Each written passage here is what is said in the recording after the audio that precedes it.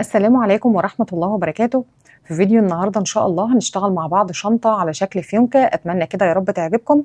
ما تنسوش كده لو لسه أول مرة بتشوفوني تشتركوا عندي في القناة، وأهم حاجة تفعلوا الجرس. كمان لو الفيديو عجبكم ما تنسوش تشجعوني كده بلايك، وتقولوا لي كده في كومنت إيه رأيكم في شنطتنا بتاعت النهاردة. ويلا كده بينا نبدأ على خطوات العمل. الخيط اللي أنا هستخدمه النهاردة هو خيط مكرمية قطن بيور، والخيط ده أنا هشتغل بيه على فتلتين لأن سمك الفتلة الواحدة رفيعة، وكمان هستعمل معاه إبرة مقاس رقم 5. تقدروا لو الخيط معاكم السمك بتاعه 2 مللي أو 3 مللي تقدروا تشتغلوا عادي على فتلة واحدة، فأنا هنا هشتغل على فتلتين.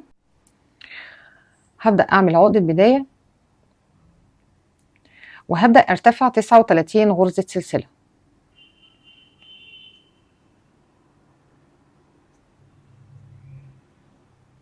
كده بعد ما ارتفعت 39 غرزة سلسلة، مقاس السلسلة هنا 31 سنتي. يعني لو سمك الخيط بتاعكم مختلف عن السمك بتاعي هتلتزموا بطول السلسلة. هنبدأ نسيب أول غرزة وتاني غرزة وتالت غرزة، وهنبدأ في السلسلة الرابعة في ظهر السلاسل. شايفين الارتفاعات اللي ورا دي؟ هي اللي هنبدأ نشتغل فيها. هلف الخيط كده على الإبرة وهروح في ظهر السلسلة الرابعة ونشتغل غرزة عمود. في نفس الغرزة هشتغل كمان عمود.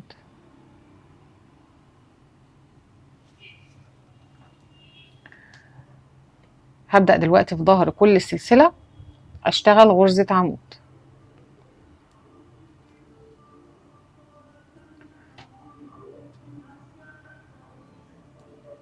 بالشكل ده لحد ما بنوصل لآخر السطر.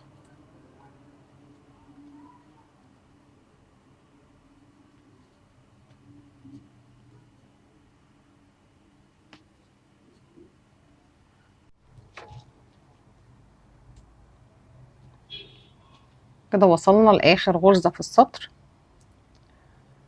آخر غرزة دي هشتغل فيها 5 غرز حشو. ادي أول غرزة، 2 3 كله في نفس المكان،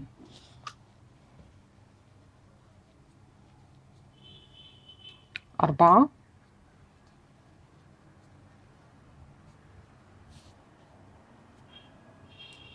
5.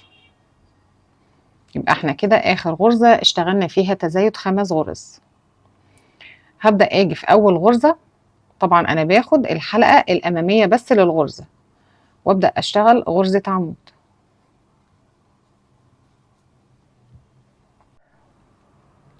أروح للغرزة اللي بعدها، بدخل في الحلقة الأمامية بس واشتغل غرزة عمود. احنا بنعمل الخطوة دي علشان ما يحصلش فراغ معانا في القاعدة.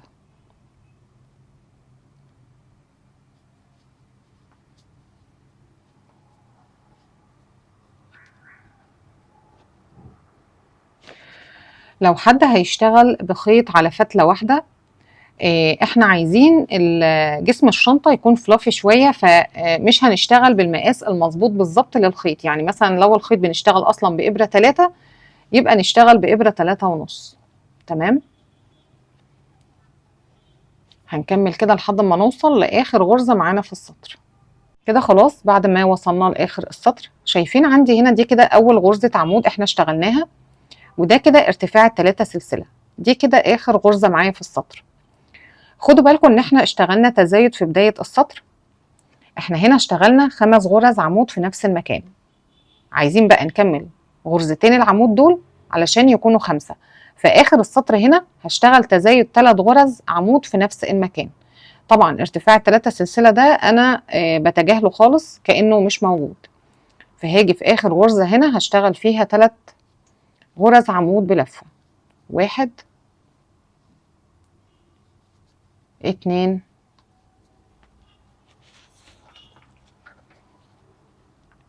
3. واشتغلنا غرزتين في بداية السطر، يبقى كده ايه معايا 5 غرز تزايد. هتجاهل ارتفاع 3 سلسلة وهروح اقفل في اول غرزة عمود تحت الحلقتين بغرزة منزلقة. احنا مش هنتزايد، فعلشان كده ما حطيناش او ما استخدمناش الماركر.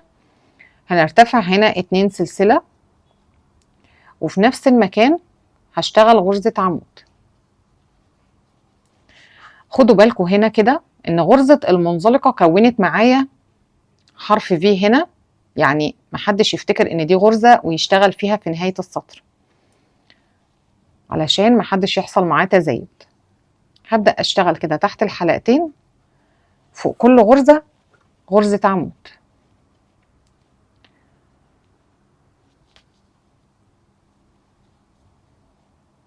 بدون اي تزايد خالص. هنبدأ دلوقتي ان احنا نشتغل سطور ثبات.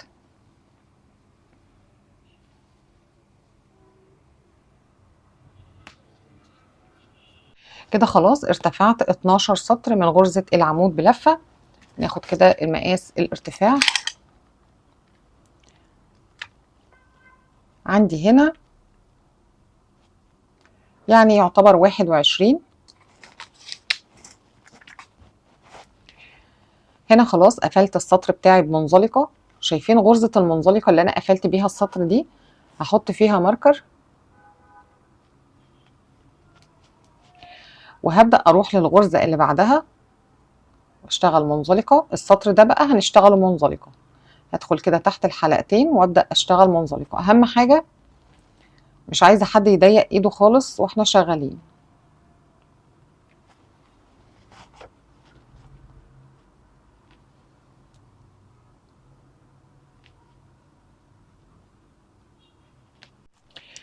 كده خلاص وصلنا لاخر السطر. شايفين اخر غرزة هنا عندي انا مش هشتغلها.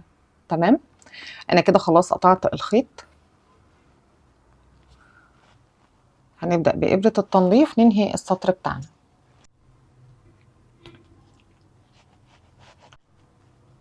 دي الغرزة اللي كان فيها الماركر، ودي الغرزة اللي كانت قبلها.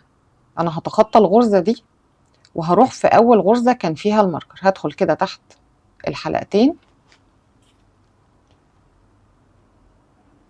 وببدأ ادخل تاني من نفس المكان اللي كان طالع منه الخيط، وباخد كمان الحلقة اللي بتكون تحته دي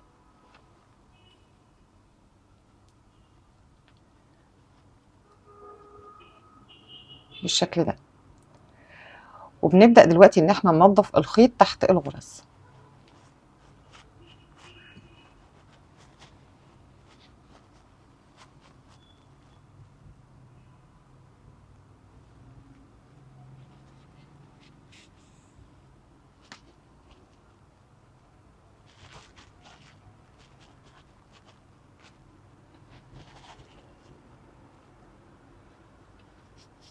دلوقتي بقى هنبدأ نشتغل الدراع بتاع الشنطة. هنعمل عقدة بداية وهنبدأ نرتفع 78 غرزة سلسلة. ارتفعت 78 غرزة سلسلة. ناخد برضو المقاس هنا كده 60 سنتي.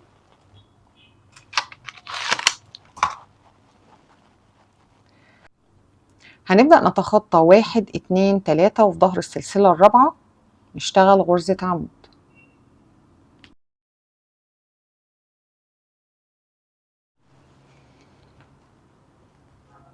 هنبدأ نشتغل كده فوق كل غرزة غرزة عمود لحد ما بنوصل لآخر السطر، وبنبدأ ان احنا نرتفع سلسلتين ونلف الشغل ونبدأ نرتفع كده عدد من السطور.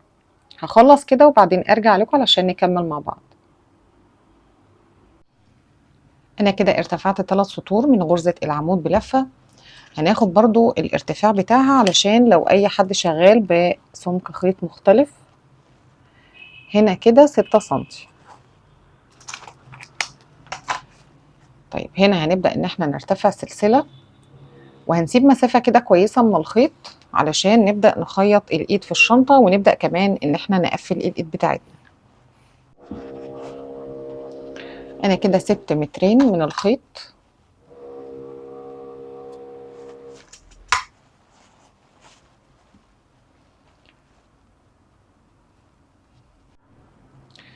هنبدأ نعمل عقدة بداية وهنبدأ نرتفع 58 غرزة سلسلة.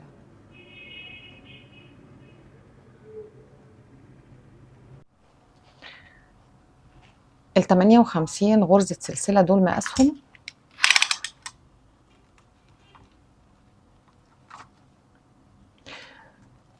46 سنتي.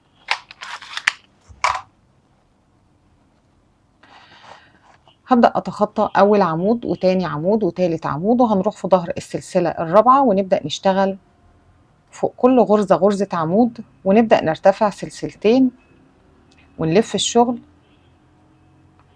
نبدأ نرتفع كده عدد من السطور وبعدين نرجع علشان نكمل مع بعض.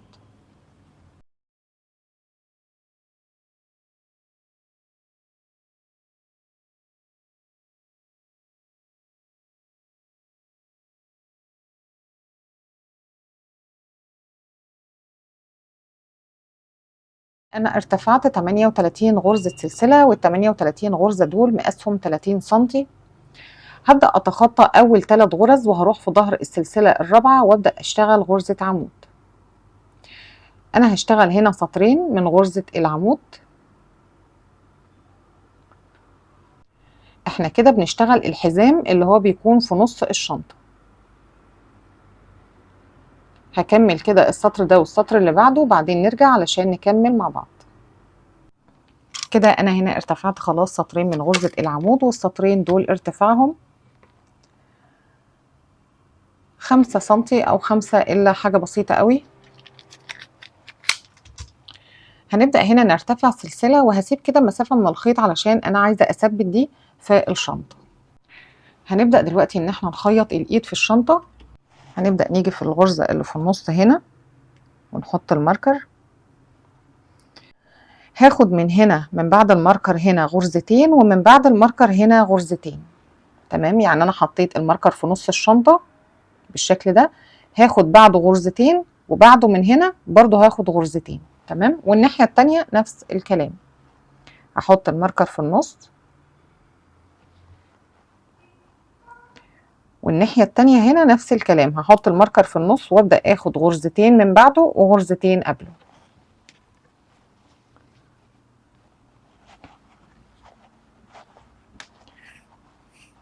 نجيب إبرة التنظيف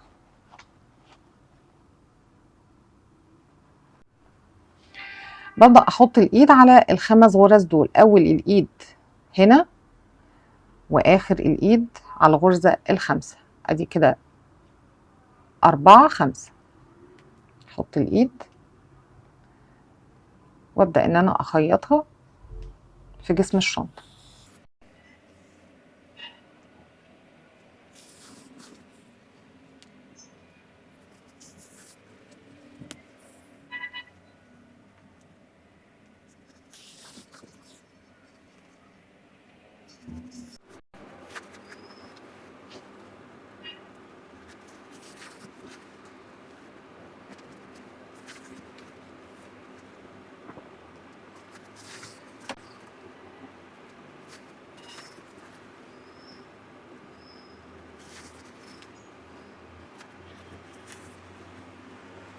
هبدأ اطلع دلوقتي من عند الغرزة الاولى من الجنب هنا ده،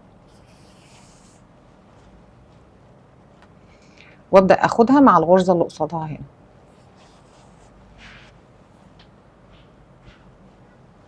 وهنبدأ نقفل كل غرزة كده قصاد التانية. بدخل تحت الحلقتين وادخل كمان في الغرزة اللي قصادها، وابدأ اخيط الناحيتين مع بعض.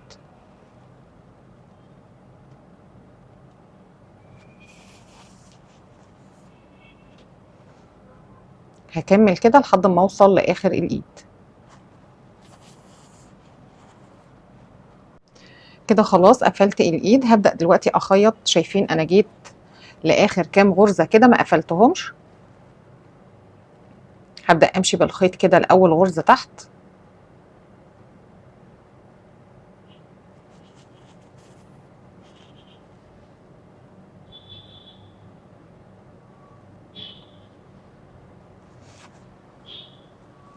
وابدأ برضو ان انا اجي هنا في السطر الاول تحته على طول، وابدأ ان انا اخيط الايد في الشنطة زي ما عملنا بالظبط في الناحية التانية.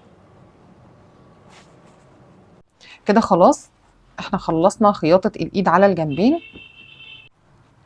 هنبدأ ان احنا نتني الشنطة بالنص بالظبط كده. تمام، علشان نبدأ نخيط الشنطة من النص بالظبط. هبدأ اجي من تحت هنا وابدأ اعد 1 2 3 4 واخد دي تانية كده،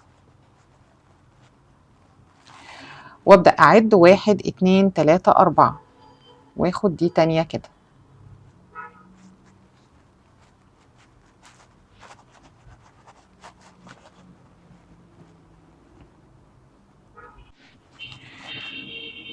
هبدأ ادخل هنا، نحاول ان احنا نكون في نص الشنطة وادخل على طول من الغرزة اللي جنبها.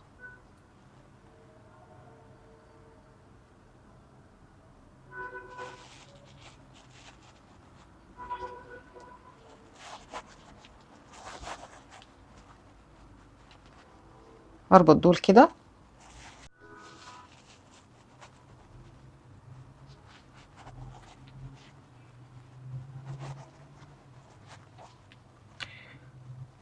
ونفس اللي احنا عملناه هنا كده هنعمله على الناحية التانية.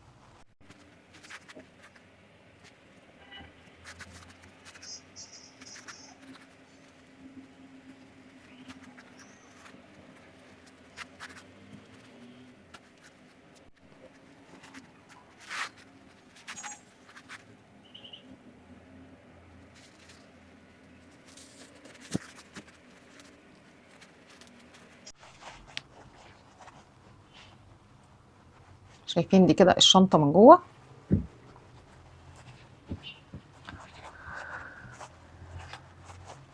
هنبدأ دلوقتي نركب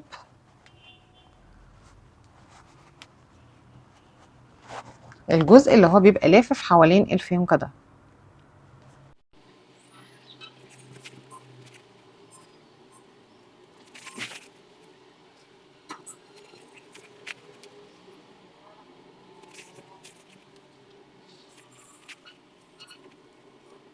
انا هنا هبدأ اثبت الكبسونة دي. طبعا اللي حابب يستخدم المغناطيس اللي هو بيتركب بالخياطة برضو مفيش مشكلة، او المغناطيس العادي.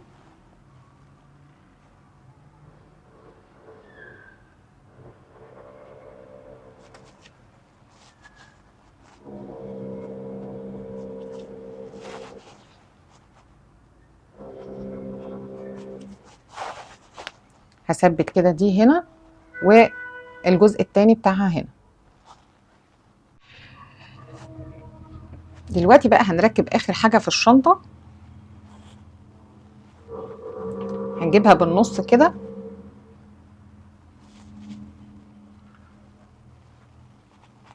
طبعا دي مش ثابتة معانا بالشكل ده. طبعا دي مش ثابتة معانا في الشنطة علشان تلبسوها بأكتر من ستايل. نبدأ نقفل عليها الحزام بتاع الشنطة.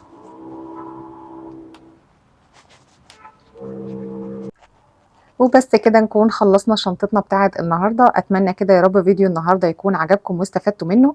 ما تنسوش كده تقولوا لي ايه رأيكم في شنطتنا، وكمان ما تنسوش تضغطوا لي كده على اللايك وشير كده مع الاصحاب علشان الكل يستفيد.